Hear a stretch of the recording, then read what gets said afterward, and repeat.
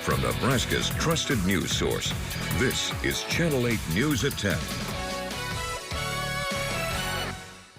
The hantavirus outbreak growing by the hour as Nebraska officials race to contain the contamination. I begin by expressing my incredible appreciation for the countless professionals, both federal, state, and local. A global health response now centered right here in Nebraska, as Americans exposed to the virus are being monitored in Omaha. And I do think it is a normal reaction to anyone, who remembers how the COVID-19 pandemic started. This is a very different conversation. Health leaders work to calm fears, stressing they don't expect widespread transmission. But again, very difficult to spread is close contact with bodily secretions or respiration.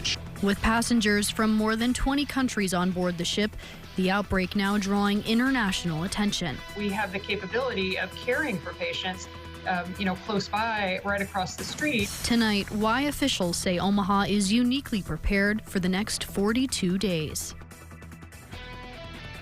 As we come on the air tonight, Maryland health officials say they're now monitoring 2 people after a possible exposure to the virus. The state health department says those 2 people were on an overseas flight with a passenger from the cruise ship who later tested positive for the virus. The Maryland Health Department also saying no hantavirus cases have been identified in their state since 2019. This situation developing by the hour. Good evening, everyone, and thank you for joining us. I'm Mackenzie Johnson. Rod has the night off. More countries are now responding to the hantavirus outbreak, with health officials saying passengers across Europe and the United States are now being monitored after possible exposure to the virus. Passengers from more than 20 nations were on board the ship, and ever since they've disembarked, several people have now tested positive for hantavirus, including passengers now being monitored in Spain, France, Georgia, and here in Nebraska. Despite this, health leaders stress the risk to the general public remains low.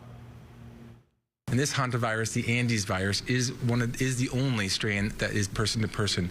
But again, very difficult to spread is close contact with bodily secretions or respiration, sharing things intimately, toothbrush, etc. Health officials say the global response is largely because the exposure happened on an international cruise ship with passengers from around the world. As for the Americans quarantining in Omaha, health officials say they're confident the virus can be monitored safely without threatening the public. I do think it is a normal reaction to anyone, who remembers how the COVID-19 pandemic started and the anxiety and the stress around that. But being on a team that was here early with those patients that arrived here, this is a very different conversation. Our teams agree with all of the other statements. We do not expect this to be like the prior pandemic with COVID-19 or other large influenza outbreaks. Stress hantavirus is not a new virus, and teams at UNMC have experience treating highly infectious diseases. We are certainly offering that as an option, and I would encourage that for several reasons. The main one being is that we have the capability of caring for patients close by, right across the street, and providing that spectrum of care should the individual become ill. That is not going to be the case necessarily should they go back to their home jurisdictions where they may not have a hospital close by that can provide that type of care. We also do have testing capability here on our campus, which is unusual. They add Nebraska's specialized testing, advanced filtration systems, and biocontainment facilities make Omaha uniquely prepared to handle situations like this. Channel 8's Danielle De Silva was there this morning as state and health leaders were answering questions about the quarantine process, public safety, and what happens next for the passengers now being monitored in Omaha. Danielle? I begin by expressing my incredible appreciation for the countless professionals, both federal, state, and local, who have burnt the midnight oil and worked extensively in the last days to have a safe transfer. Governor Pillen assuring the people of Nebraska on Monday that those passengers who have been exposed to hantavirus are getting world-class care. 15 passengers are staying in individual rooms in the quarantine unit. The only passenger who tested positive is in the biocontainment unit in another facility, which is more like a hospital setting. No word tonight on when that patient can leave the biocontainment room, but health officials say none of the 16 people are showing symptoms as of Monday morning. The passengers range in age from late 20s up to the 70s and 80s, and they will need to be monitored for symptoms for the next 42 days during the incubation period, which is recommended by the CDC and state health officials. Experts are now questioning each of the patients, hoping to figure out the exact moment they have first come into contact with the virus. But this morning, they remain adamant that the general public is not at risk. Rooms are secured with heavy filtration systems described as negative pressure spaces that helps to keep both the patients and staff safe. The CDC says this is not a mandatory quarantine, and health officials tell us one person is requesting to leave Omaha and go home to monitor their own symptoms. Danielle De Silva for Channel 8 News. These next few days could be critical for patients, and we'll be bringing you every update we get from the medical professionals in Omaha. Our team here at Channel 8 has been posting new information on our Now Local News app as soon as it comes into the newsroom. You can scan the QR code there on your screen and download the app so you can be the first to know what's happening with the hantavirus outbreak. Breaking now, Nebraska football players lose a major NIL arbitration case. A new college sports commission has won that case involving NIL deals for Nebraska football players. An arbitrator siding with the commission after it blocked millions of dollars in payments linked to 18 Husker players. That case centering around NIL deals between Husker football and a business called Playfly Sports. That company helps find sponsorship opportunities for Nebraska athletics. The College Sports Commission claims the deals they made with some of the football players violated new rules that are meant to limit how schools and boosters can pay the players. An arbitrator agreeing with them, but Nebraska players could resubmit new contracts with more specific terms. Well, a warm start to the work week. Let's get a check of our first forecast tonight. Here's a live look outside from our tower camera above the station. A nice view overlooking Lincoln. I hear the temperatures are going to be heating up, huh, Rusty?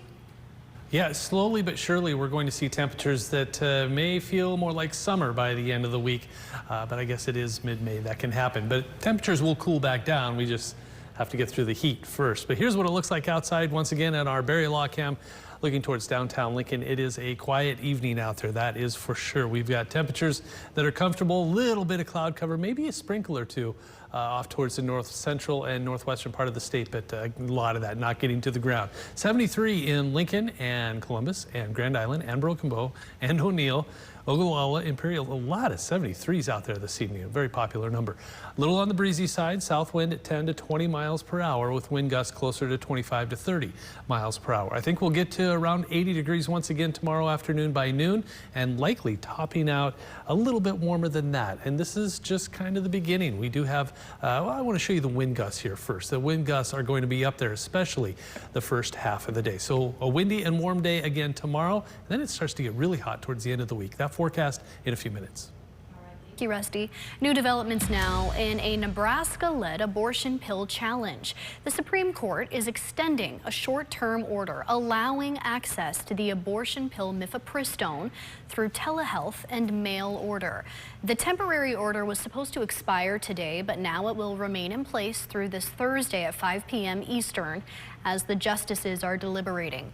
Nebraska and other states have joined forces on this lawsuit, saying the current rules allowing the mailing of mifepristone violate the state law. New details tonight as another Nebraska school is targeted by a threat, this one in Kearney. Officers responding to Kearney Catholic High School after a reported threat this afternoon.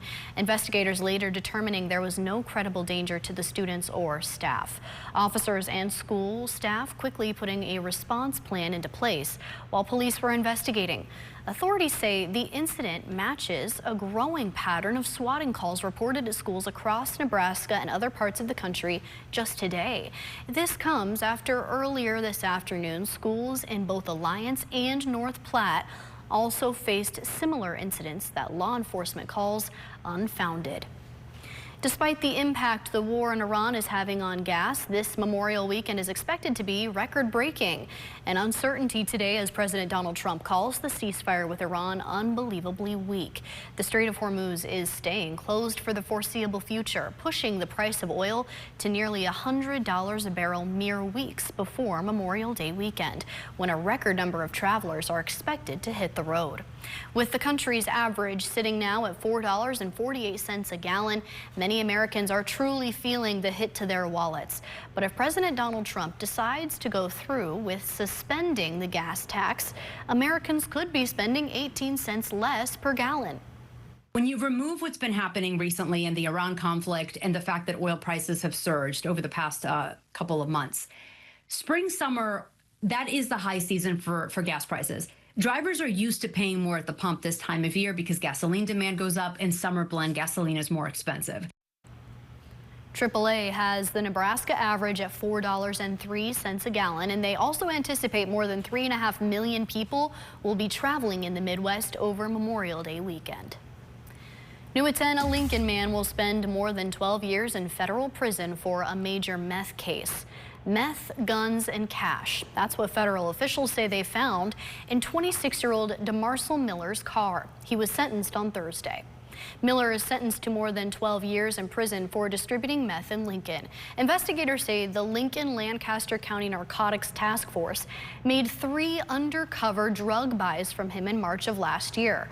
After he was arrested, authorities finding a handgun and a good amount of money inside his car. Search warrants at his home later turned up nearly 5 pounds of meth, 4 more guns, cash, and a digital scale. When we return, Seward soil, why a controversial delivery is no longer coming to the Nebraska community. And coming up tomorrow morning, a sit-down interview with Secretary of State Bob Evnen. Channel 8 talked to him about how he's ensuring the integrity of the primary election. Wake up with us on election morning at 5 and 6 a.m. to hear his plans before you head to the polls. A very mild day today. In fact, we were only a handful of degrees away from the record high. We're going to do this a few more times this week, too. The forecast when we come back.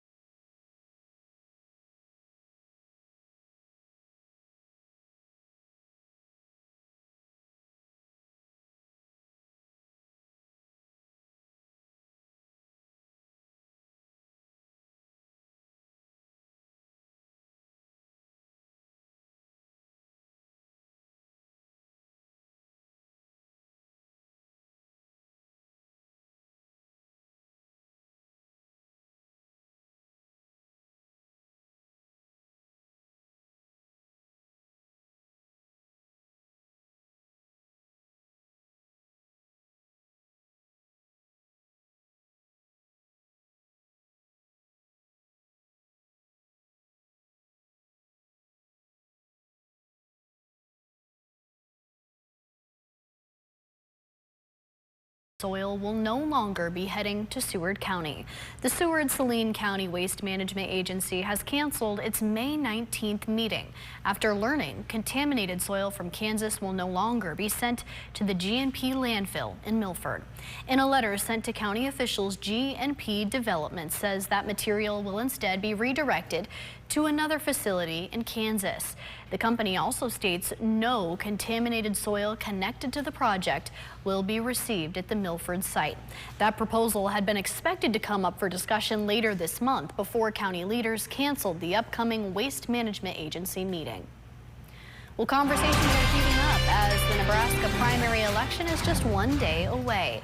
Secretary of State Bob Evnen releasing a statement today reminding Nebraskans that his election office's integrity unit is standing by if concerns arise. He says anyone can call his election division office tomorrow if they have questions or concerns to express when it comes to the polls.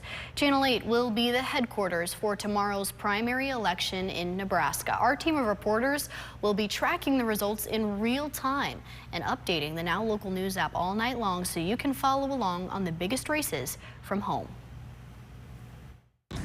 Now, your Storm Alert Team forecast with Chief Meteorologist Rusty Dawkins. Speaking of that, if you're headed out to the polls tomorrow, you're looking at temperatures generally in the 80s for a good portion of the afternoon, 60s and 70s in the morning, plenty of sunshine, bit of a breeze. Southwest and northwest, 10, 20, maybe 25 miles per hour, especially the first half of the day. Highs today, 86. Look at the record. We were only 8 degrees away from that record high. Precipitation, we haven't had any. We just need rain. 48th and Cornhusker Highway, ABC Seamless.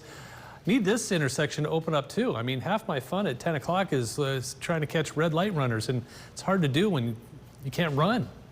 Which is good. I mean, I don't want it to happen, but hey, slow down. Okay, I feel better. Temperatures right now in the 70s, 160 out, 2 of them actually. Holdridge and Scottsbluff both at 69. Everybody else in the lower 70s. We're at 70 in Nebraska City.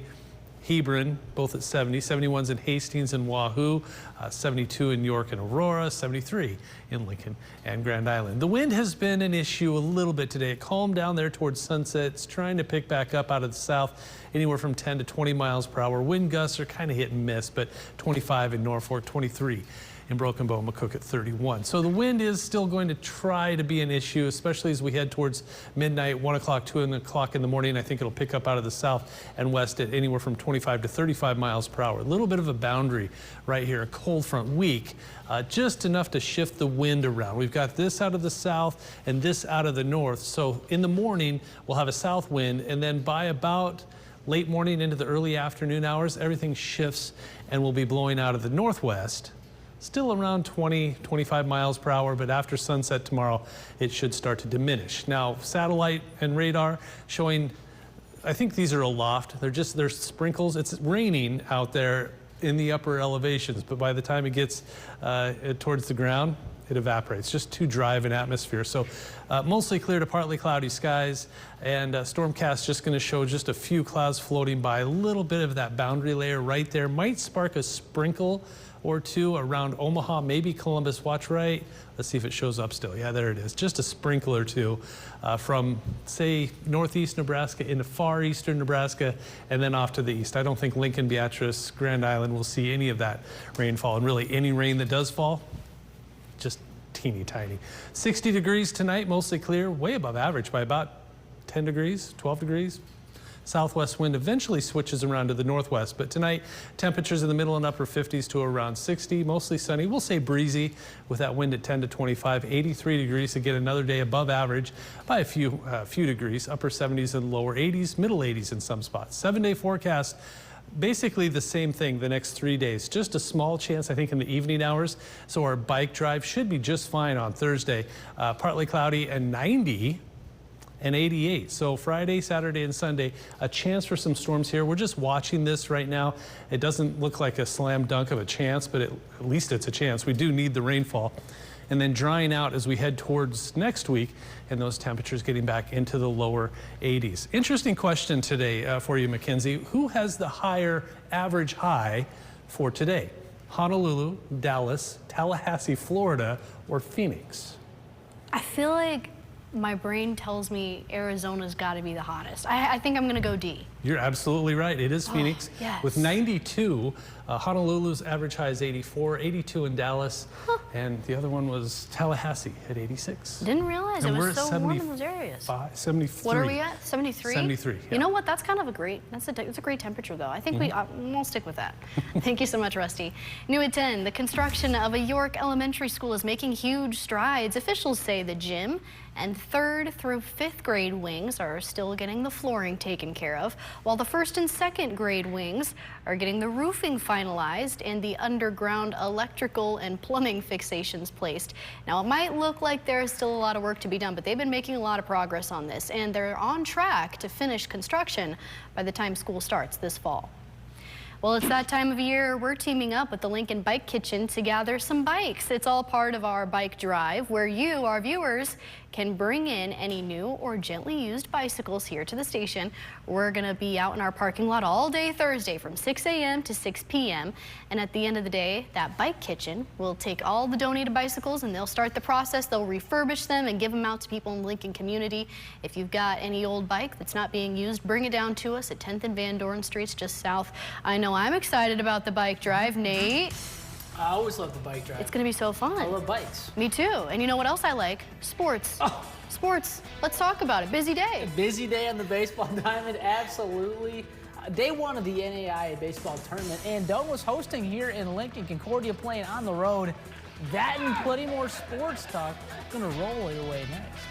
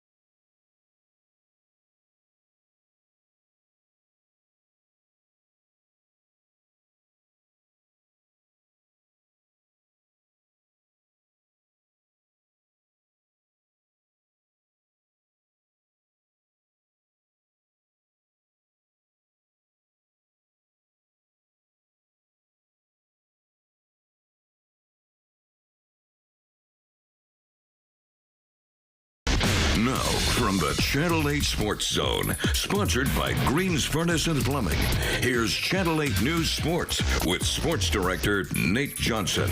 The Channel 8 News Sports Zone. Well, hey, what's going on? Thanks so much for tuning into the Sports Zone this evening. And we start with some baseball today. Both Concordia and Doan playing in the NAIA tournament. The Tigers playing right here in Lincoln at Sherman Park, where they are the host school following their GPAC championship.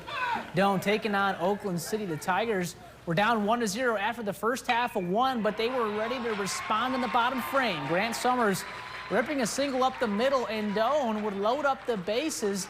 Big spot for Johnny Volcano. What a name. He fires one up the middle. Doan taking a 3-1 lead after the first inning, and this game turned into quite the back-and-forth battle this afternoon. The final, though, 11-8. Doan picks up the win. They're going to play Medona tomorrow at 4 p.m. As for Concordia, they fell in a close one this afternoon against Kansas Wesleyan, 5-4. Bulldogs will play at 11 a.m. tomorrow. Nebraska baseball has a big week ahead, which has 4 regular season games left, and Nebraska probably is going to have to win all those to keep those region dreams alive. And Big Red will suit up tomorrow in Omaha for a showdown with the Creighton Blue Jays. More on that in a second, though. First, let's take a look at this week's D1 baseball poll. UCLA still holding strong at that #1 spot. Oregon next up there for the Big Ten at 16. USC at 17. And then Nebraska comes in 1 spot higher than last week at 24. A big game awaits for the Huskers tomorrow in Omaha, a game you simply have to win. Nebraska have taken the first 2 against Creighton. Despite that, this will be the most important of the 3 this season without question. And an update for the season series finale with Minnesota later this week. The first 2 games of the series at Minnesota have been picked up by the Big Ten Network. First pitch of Thursday's and Friday's games have been moved to 5 p.m., while the series finale on Saturday is at 1 p.m. on Big Ten Plus. And we'll, of course, keep you updated all week. And speaking of updates, Nebraska pitcher Carson Jasa is named the Big Ten Pitcher of the Week. He improved to 9-2 on the season after pitching 7 shutout innings in Nebraska's 10-0 run rule victory against Iowa on Friday.